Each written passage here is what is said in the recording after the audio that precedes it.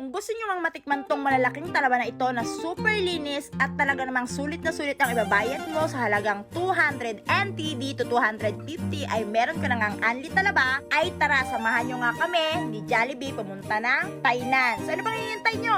Tara, travel tayo! Sobrang ganda nga ng panahon pero kahit napakainit ay talagang magta-travel nga kami dahil nga may nabalitaan nga kami na sobrang sarap nga daw at sobrang lalaki nga ng talaba dito sa may bandang Tainan. Abi, dumayo po nga kami ng Kaohsiung ng mga nakaraan. Meron din naman pala ditong malapit sa amin. Kainaman ka naman. May nakapagsabi nga sa amin na pupuntahan nga daw namin yon.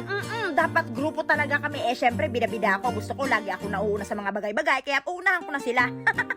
Kaya ngayon pupunta kami, kaming dalawa lang para kami ang mauna, kami ang bida. Charot. Mula since nga ay nagmotor nga lang kami at napuntahan na nga namin kaagad dito, around 30 minutes nga lang. At eto nga yung address para nga makita ninyo at maipakita nyo nga sa taxi driver kung halimbawa nga ay hindi nga kayo magmomotor. Kung halimbawa nga na may dala nga kayong sasakyan o may motor nga kayo, ay walang problema sa parking, napakalawak! Kahit magtayo ka pa ng swimming pool. Salamat! Tatanungin nyo nga kung anong oras nga sila nag-o-open ay 10 AM to 6 PM po ang kanilang bukas at talaga nang masusulit nyo at masusulit nyo talaga ang talaba. Ewan ko lang talaga pag hindi talaga pumutok yung batok nyo. At kung sa ambience naman ang tatanungin nyo ay napakaganda din dahil sobrang hangin. Mas mahangin pa sa akin. Nang makarating nga kami dyan ay mga bandang 11 na wala namang problema sa pwesto dahil napakalawak nga at mamimili ka na nga lang kung saan mo gustong pumesto. Pero may pwesto pa sa puso ko. Sana all. Charot. Ang harap man yan eh.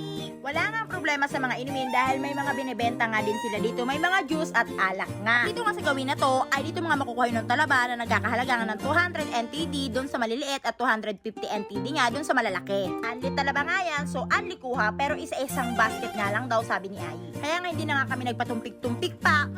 Tara na, ihaw na ng matimusa na nga, umatik pa na nga itong anli talaba na super fresh nga dito sa Tainan. So guys, talagang sulit naman talaga dahil napakalinis na ng talaba na to. Kitang-kita naman sa mukha ni Jollibee, di ba? Putang ina mo, ginagawa mo. Ginagawa mo, pinagbabawal na teknik yan, tsara. Pero sa totoo lang guys, ay nagkatuwa nga kaming dalawa dito dahil nga noong mga nakaraang buhay niya nga daw ay naikwento niya noong mga panahon ng Joseon Dynasty ay na-poison nga daw siya ng talaba.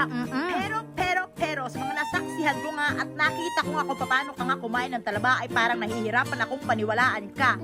At sa mga gusto nga uminom na katulad nga namin pero hindi pwede dahil may pasok nga kami mamaya ay walang problema dahil napakaraming yelo. Anli po ito, anli. Dahil nga sa sobrang paborito ko nga ang talaba ay pupuntahan ko talaga yan kahit napakalayo. At hindi rin naman talaga ako nagsisisi dahil napakaganda na nga ng ambience, napakalinis pa. Hindi na nga namin namalaya na nakatatlong basket na pala kami.